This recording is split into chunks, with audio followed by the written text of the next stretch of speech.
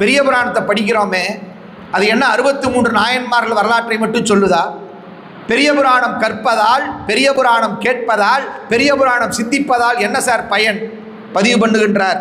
எடுக்கும் மாக்கதை இன்தமிழ் செய்யுளாய், நடக்கும் மேன்மை நமக்கு அருள் செய்திட, தடக்கை ஐந்துடை தாழ் செவி நின்முடி கடக்களிற்றை கருத்துள் இருத்துவாங்கிறார்.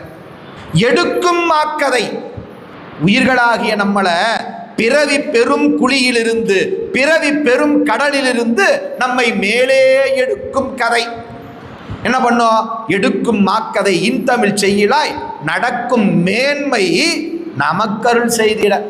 ஏண்டா பிறவி பெருங்குழியிலேயே போய் விழுந்துட்டு இருக்கிற? அதோ சிவலோகம் கைலாயம் இருக்குது, மேன்மையை நான் தருகிறேன், நீ வந்து சிவத்தை பற்றுவாயாக என்று சொல்லி விநாயகப் பெருமான் தன் தும்பிக்கையை நீட்டி நமக்கு ஒரு நம்பிக்கை தருகிறான். ஆனால் நாம் என்ன பண்ணுறோம்? அந்த கையை தள்ளி விட்டுட்டு மீண்டும் மீண்டும் பிறவி குழிக்குள்ளேயே விழுவுகிறோம்.